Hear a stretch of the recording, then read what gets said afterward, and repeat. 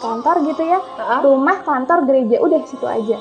Jadi misalnya dari pagi ke kantor, ke gereja, sampai jam 11 malam, jam 1 malam, itu mempersiapkan acara-acara yang memang dikhususkan untuk menarik orang-orang untuk memeluk kepercayaan saya yang lama.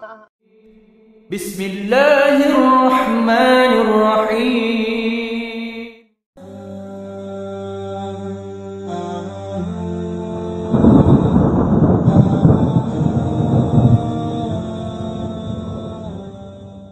Jadi sebelum masuk Islam, saya dulu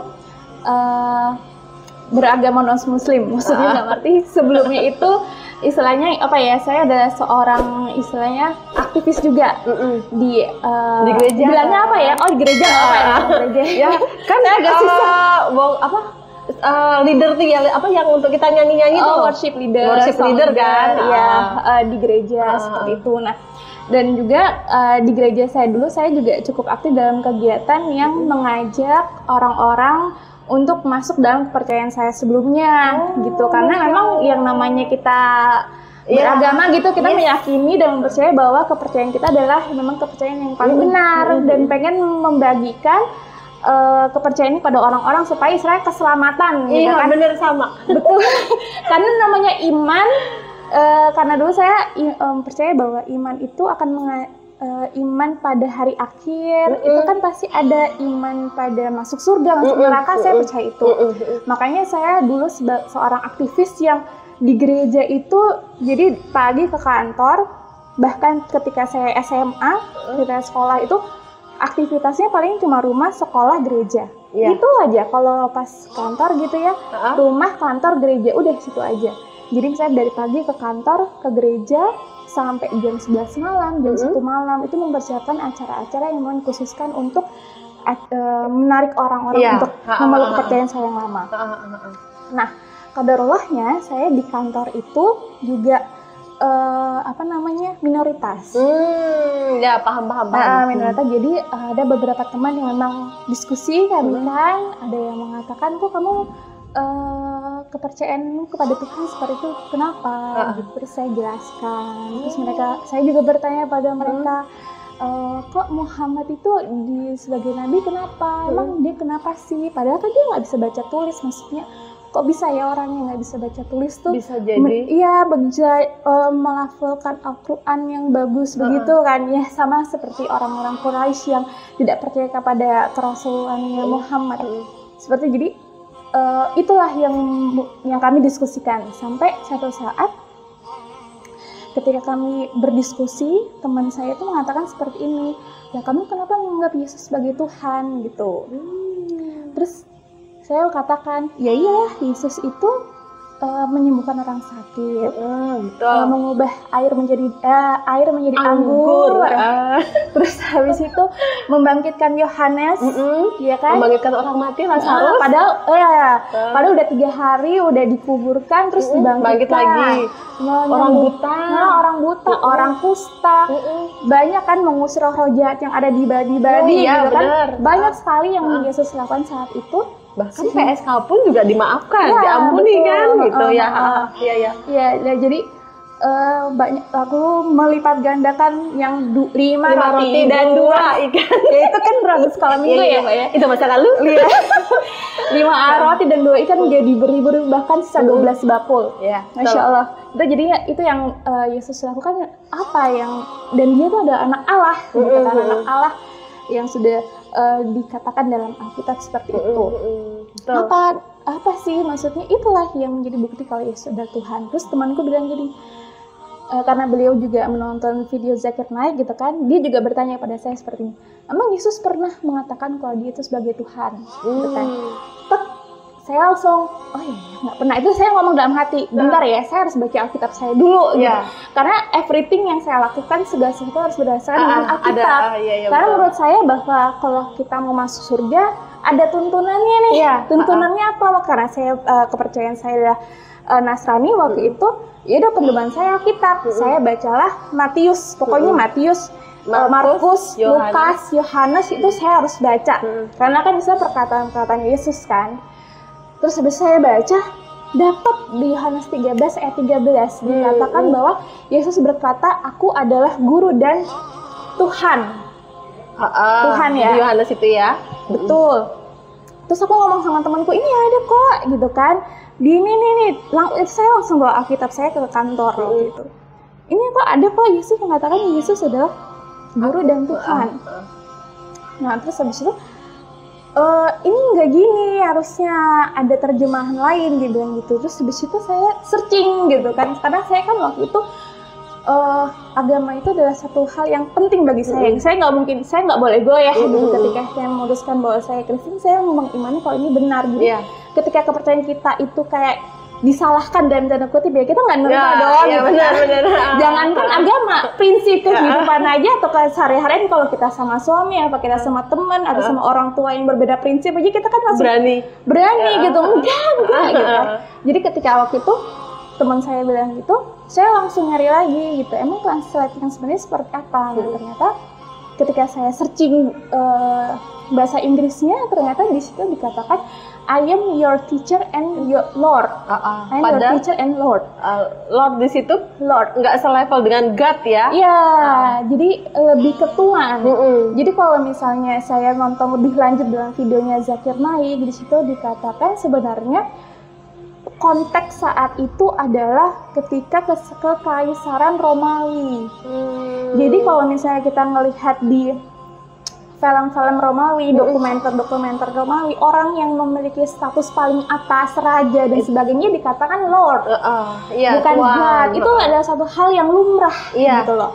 Nah ternyata saya jadi semakin memahami bahwa sebenarnya terjemahan itu bukan lebih ke Tuhan, tapi Tuhan.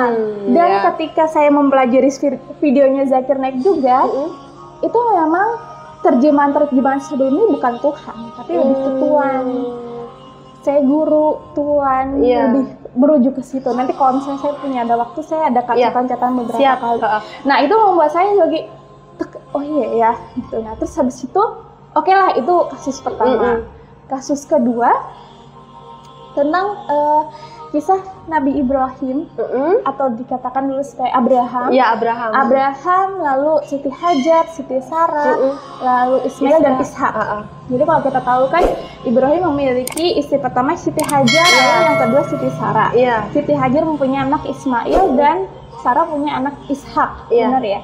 Nah terus habis itu ketika dalam Alkitab, gitu kan, saya sharing kepada teman saya tentang ceritanya Nabi, itu keturunan sebenarnya Ibrahim yang sahih gitu istilahnya ya, itu Ishak apa Ismail gitu kan. Nah, di artikel itu lebih merujuk ke Ishak, terus saya share ke teman saya. Iya benar. Teman saya share, terus dia share balik ke saya tentang pengulasan tentang runtutan di kejadian itu, pasal kejadian yang kitab kejadian. Jadi disahkan di situ bahwa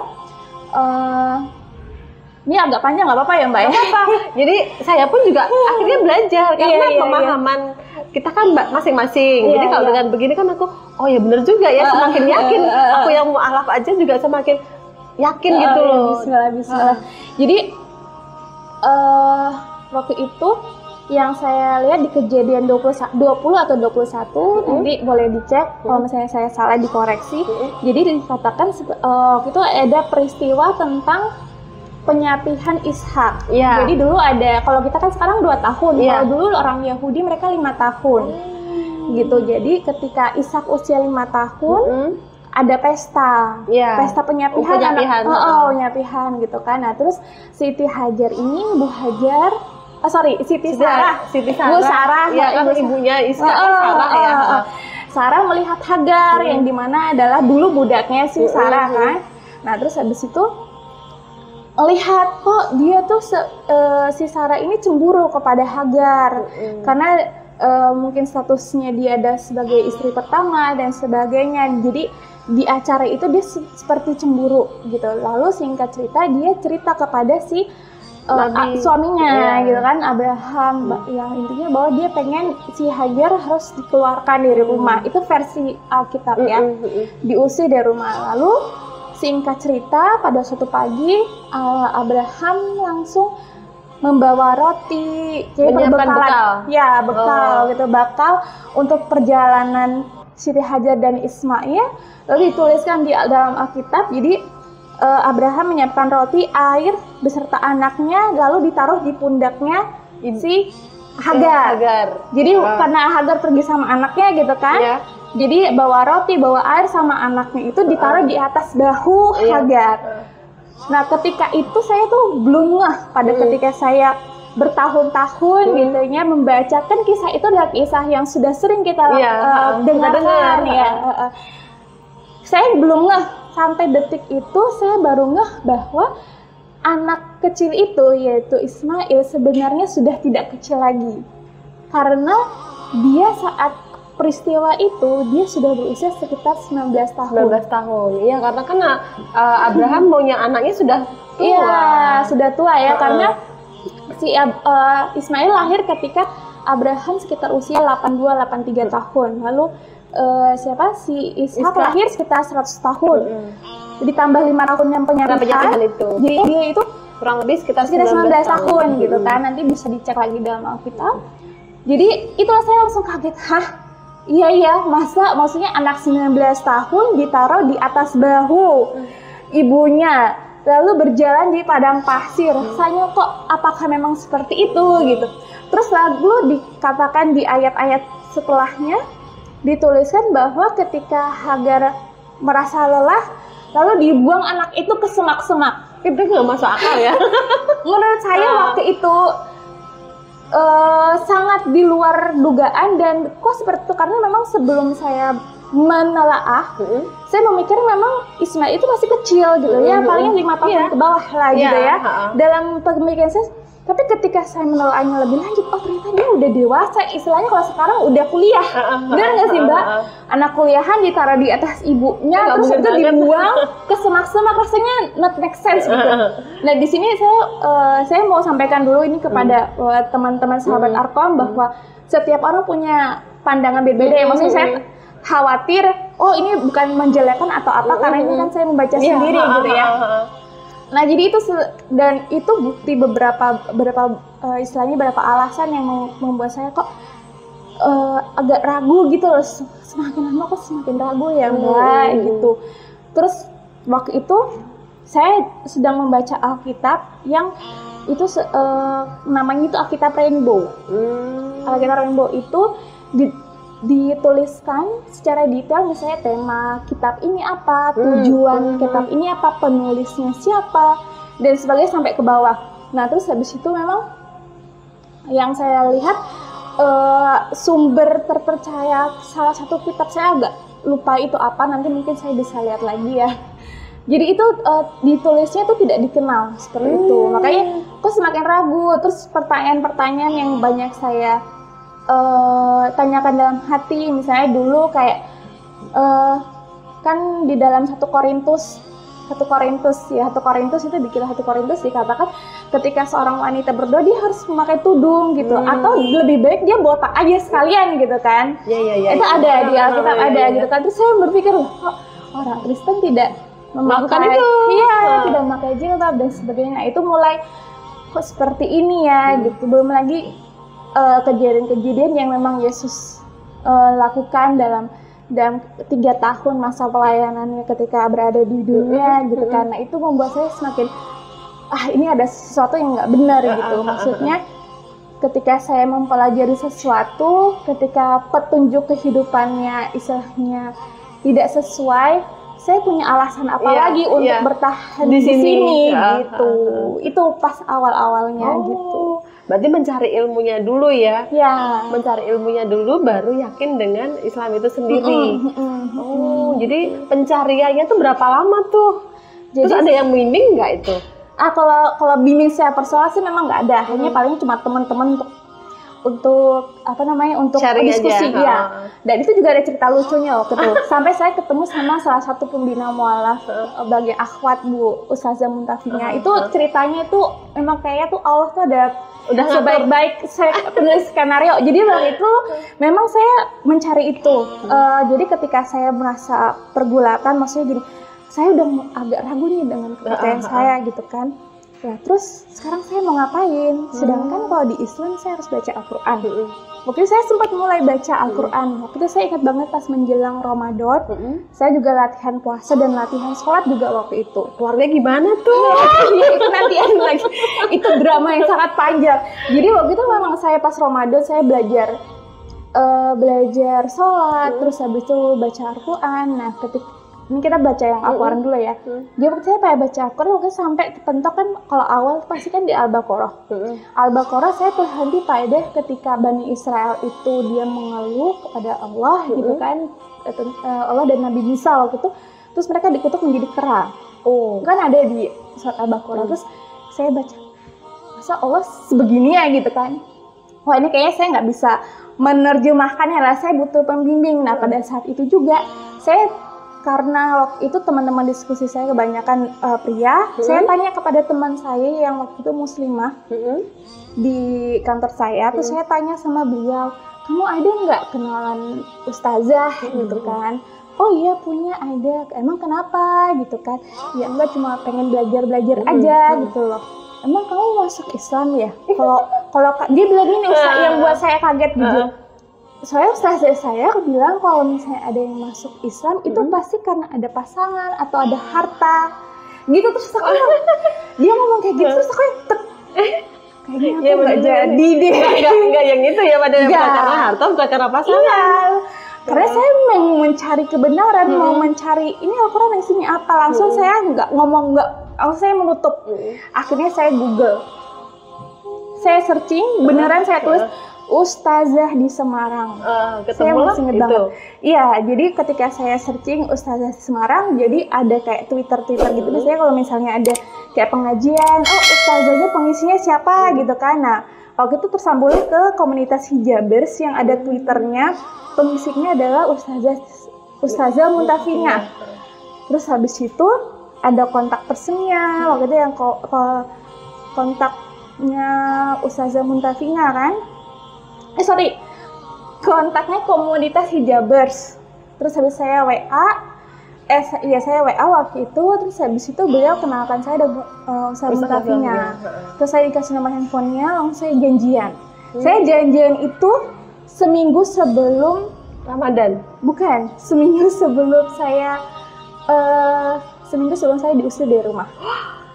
Ya, jadi saya itu kok sampai segitu ya? Iya, makanya jadi padahal belum tahu kan? Belum.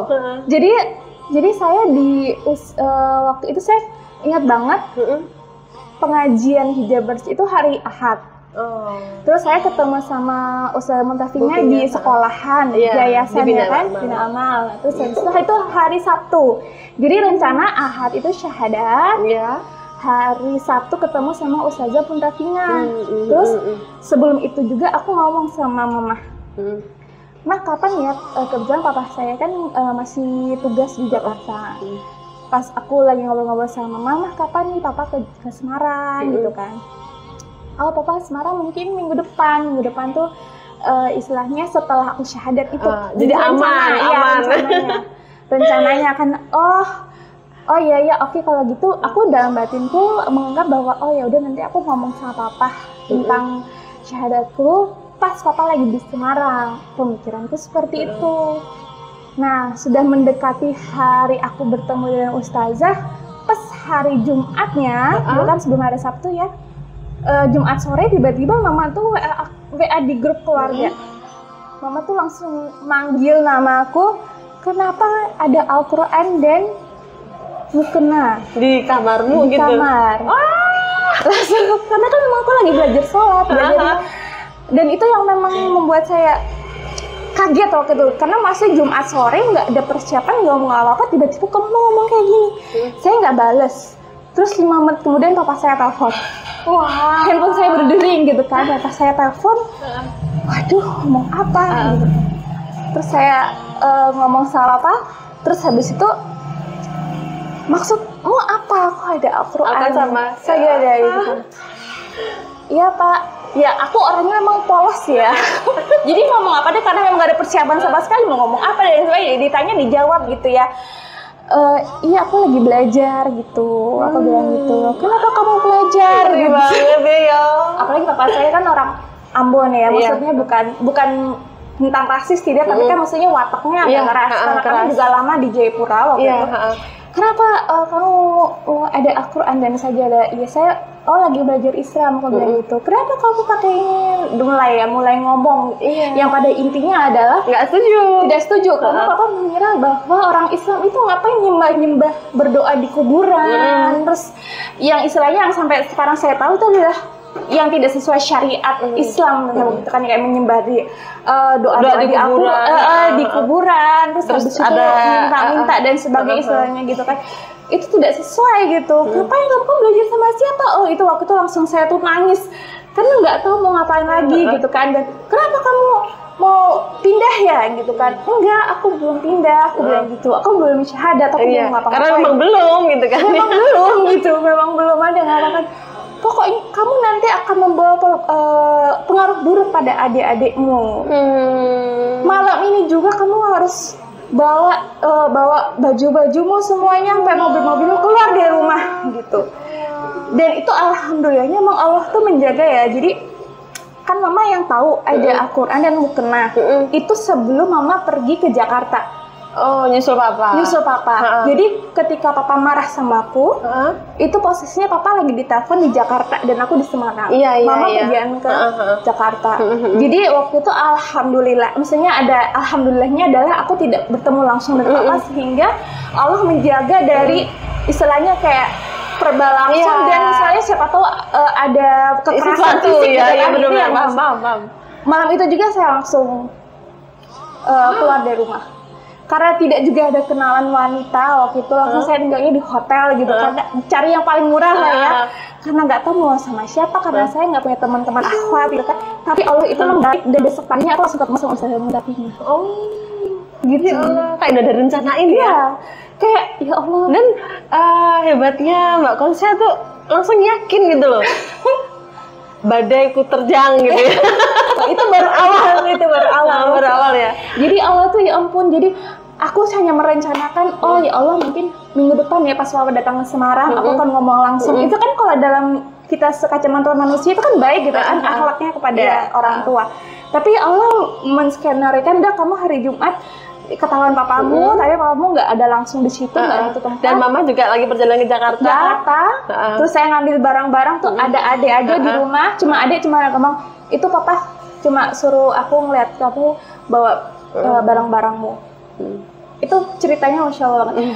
Hari Sabtu pagi aku langsung malamnya itu langsung ngomong sama Ustazah Muntafinya, udah kita besok ketemu di yayasan Bina Amal. Alhamdulillah besok pagi ketemu Bina Amal, terus alhamdulillah Ustazah Muntafinya bilang gini, kan kami cerita singkat gitu, Ustazah, udah malam ini kamu langsung tinggal di rumah temenku, suaminya lagi tugas di Tegal, anak-anaknya di pondok, jadi cuma hanya kamu sama Umi itu, aku panggilnya Umi kan. Jadi sejak malam itu sampai aku menikah tinggal sama beliau.